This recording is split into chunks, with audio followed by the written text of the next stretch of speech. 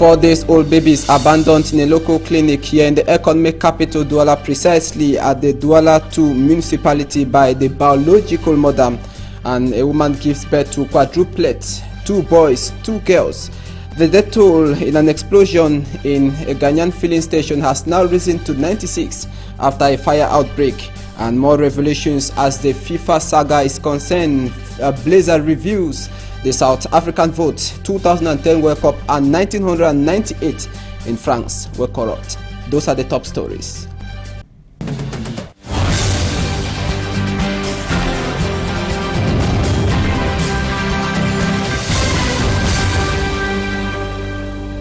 Thanks for joining us in this edition of the 6 p.m. primetime newscast on Equinox Television.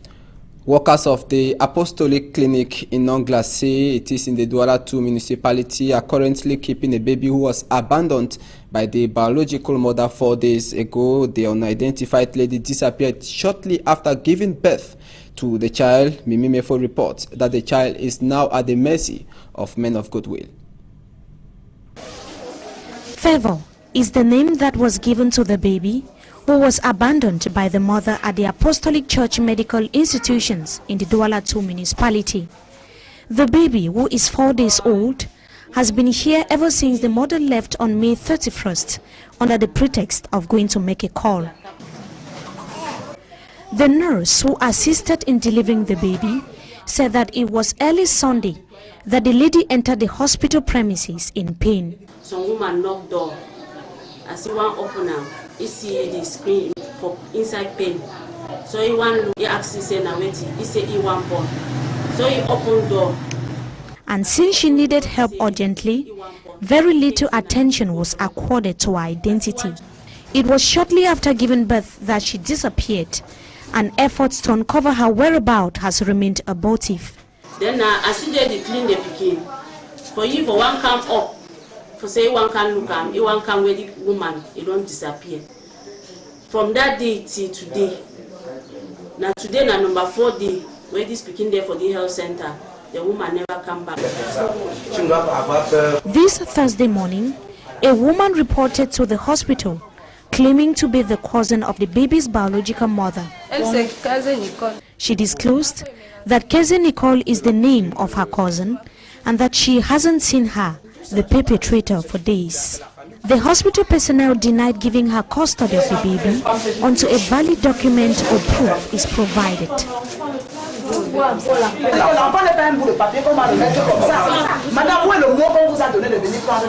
As at now, the Apostolic Clinic is still in keeping of the child, and men of goodwill are donating foodstuff, dresses and even money for its upkeep.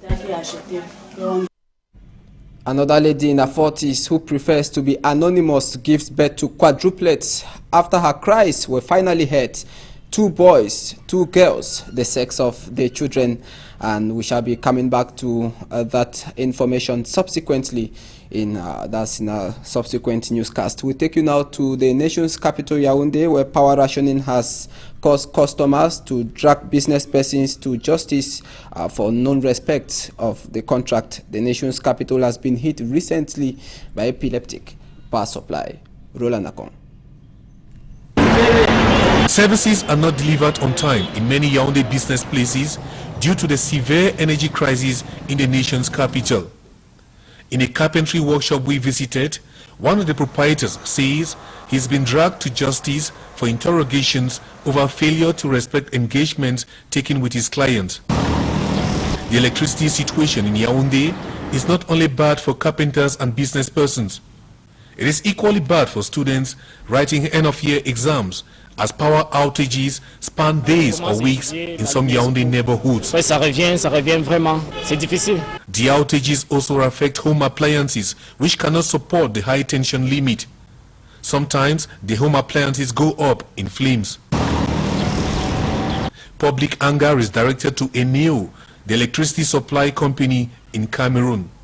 But the company is blaming the situation on a drop in water level at some hydro dams in the country.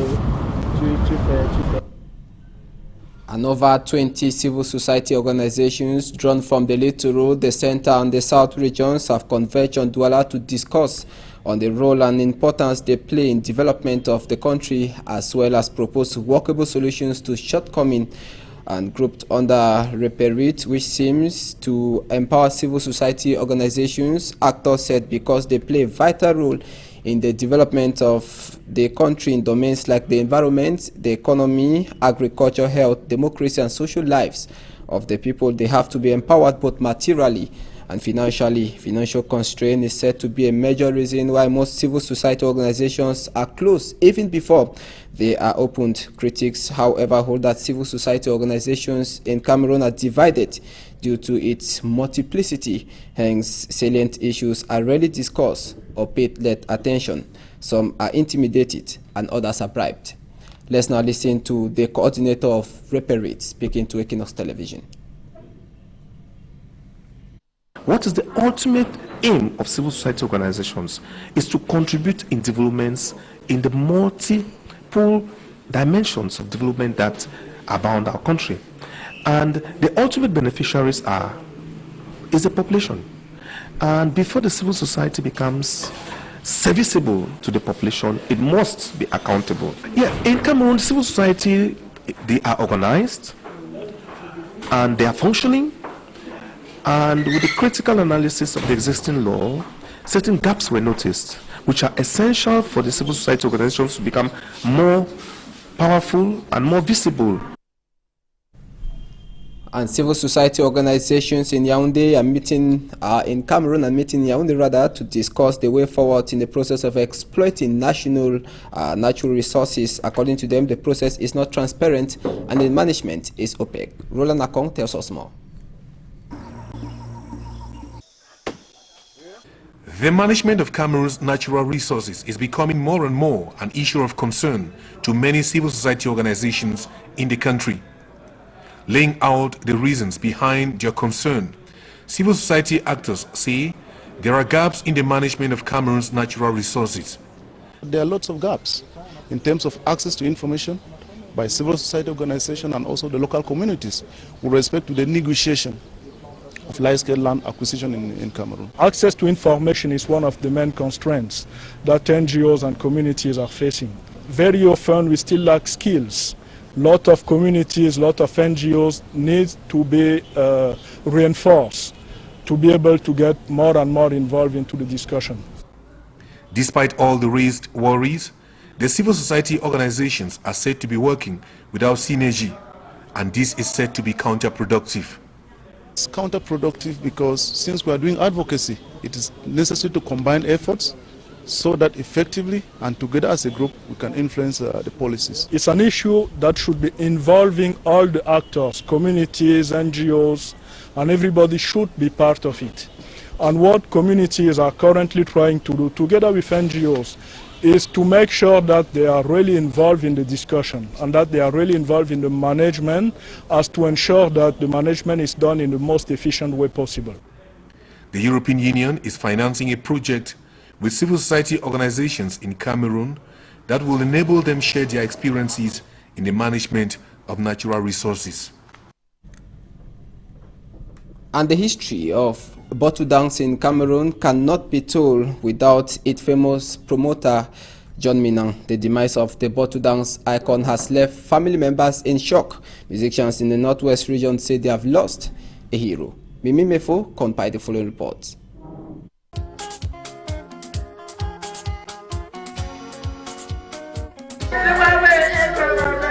Aggrieved relatives of John Minang, inconsolable after news of his passing was confirmed Tuesday. They gathered at the residence of the bottle dance icon around the Sacred Heart College, and on their minds runs a single question: what could have killed the artist so soon? First, the main cause of his death is stress. He's stressed, not that he's really sick. The daughter, who has been greatly affected by the incident, termed the father's death as premature and said that he was not suffering from a major illness.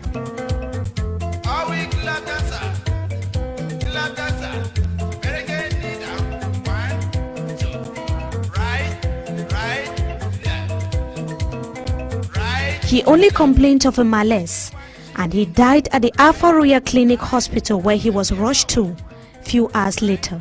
The president of the Association of Northwest Musicians, as well as other artists, say that the region has lost a hero. John Minang is an artist who has been promoting Northwest music, especially bottle dance. I was so disturbed because he's a hero. It's a sad situation concerning the Northwest artists. It's a very sad situation. Sin, I think that we have lost a great somebody. We have lost a great musician. Be kind to people on your way out, brothers. Go on your way down, you baby people. Be kind to people on your way out, sisters. Go on your way down, you baby people. John Minang, who has left a footprint in the music sector in Cameroon, was an inspiration to many who are and would continue to copy from his works. His remains have been deposited at the Holy Family Medical Center in Akum, pending burial.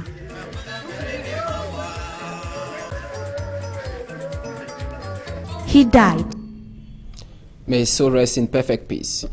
Onto our feature page tonight, the non-glassy market in the Douala 2 municipality is in a deplorable state. Traders now displace their goods in mud due to the absence of market stores. The traders say council authorities are only serious when it comes to collecting dues, but are doing nothing to ameliorate the situation. Jacques Kwekinge. The non-glassy market in the Douala 2 municipality has been transformed into a pigsty. The road leading into the market is a pool of mud. Traders in this market are left without any option than displaying their goods on the ground in the mud. They decry the fact that the local authorities are doing nothing to construct the market after it was destroyed. The traders complain they had contributed money to this effect, but nothing seems to be done. Avant, on payait 3 000, maintenant on nous oblige de payer 7 000 francs. Despite the deplorable situation in which traders of the non-glacier market find themselves, they still suffer constant harassment from council agents who don't hesitate at every opportunity to distort money from the traders. On paie le ticket, les autres viennent nous prendre aussi les 500 francs que c'est pour le balayage. Et c'est toujours comme ça là. Si tu ne payes pas, on prend ta marchandise, on prend avec. Many whose destination is not accounted for, as the traders continue to expose their goods on the ground without any shades or counters. The traders are all the same calling on the council authorities to use the money collected from them on a daily basis to ameliorate the situation of the market, which presently does not only pose as a problem to the traders but the consumers as well. And we take you to news out of the country. At least 96 people have lost their lives after a fire incident that occurred at a filling station in Ghanaian capital Accra, and there fears the number of the dead may rise in the hours ahead. And in Egypt, the retrial of former Egyptian President Hosni Mubarak has been reopened, and this is the second and the last trial. The details with Euronews. At least 78 people have been killed in an explosion at a petrol station in the Ghanaian capital, Accra. It's said to have been caused by a fire at a nearby lorry terminal, which spread to other buildings.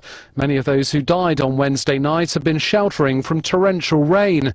Extreme weather has left buildings and vehicles submerged across the city. Former Egyptian President Hosni Mubarak is to face a second and final retrial over the killing of protesters during the 2011 uprising, which forced him from power.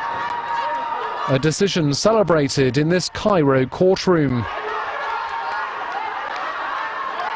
The judge has accepted the public prosecution's appeal against an earlier court ruling that dropped the case against Mubarak. The 87-year-old, who ruled Egypt with an iron fist for 3 decades, has already spent at least 3 years behind bars for other cases. The retrial will be based on charges against him of conspiring to kill protesters during the uprising, which was centered around Cairo's Tahrir Square. The new proceedings are due to start in early November.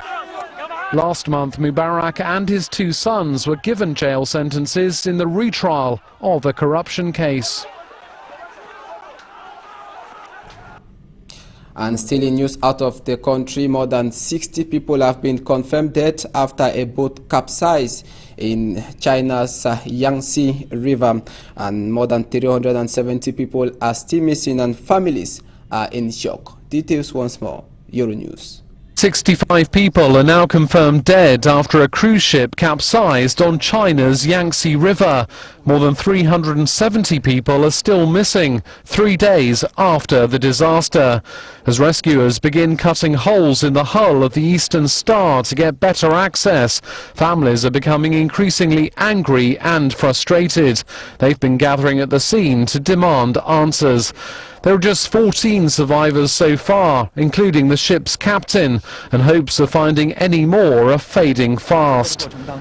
The ship had been on an 11-day voyage upstream from Nanjing near Shanghai to Chongqing when it flipped over in a freak tornado on Monday night. Relatives are calling on the government to release names of survivors and the dead. They also want to know why most of those rescued are crew members and why no alarm was sounded at the time. And in sport and still in news out of the country, we now talk the saga ongoing at the World Football Governing Body FIFA. FIFA whistleblower Chuck Blazer has revealed the organization of the 2010 World Cup in South Africa and 1998 World Cup in France. The votes were corrupt. This revelation has set fire to the remnants of the Blatter regime. Euronews. It's been revealed that former top FIFA official Chuck Blazer told a US federal judge in 2013 that he and other members of the executive committee accepted bribes to vote for several events, including the World Cups in South Africa in 2010 and in France in 1998. The American was the second highest official in FIFA's North and Central American and Caribbean region for over 2 decades. He was also on FIFA's executive committee for 16 years. The admission came in a transcript released from a 2013 hearing in New York, in which Blazer reached an agreement with US prosecutors to plead guilty to racketeering and other charges. In the documents, FIFA is referred to as a RICO enterprise, a racketeering-influenced corrupt organization. The latest revelations come just 1 day after Sepp Blatter announced his resignation as FIFA president. Separately, Swiss prosecutors said they'd opened their own criminal proceedings related to the awarding of rights to host the 2018 World Cup in Russia and the 2022 World Cup in Qatar. Meanwhile, FIFA Secretary General Jérôme Valcke said in his first interview since the scandal broke that he has no reason to step down despite what has been happening over the past few days. He added that he's beyond reproach and doesn't feel guilty or should have to justify that he's innocent. Earlier, Interpol issued red notices for 2 former FIFA officials and 4 corporate executives. Among the 6 are ex-FIFA Vice President Jack Warner. And that brings us to the end of the 6 p.m. primetime newscast on Equinox Television. Thanks for watching. Good night.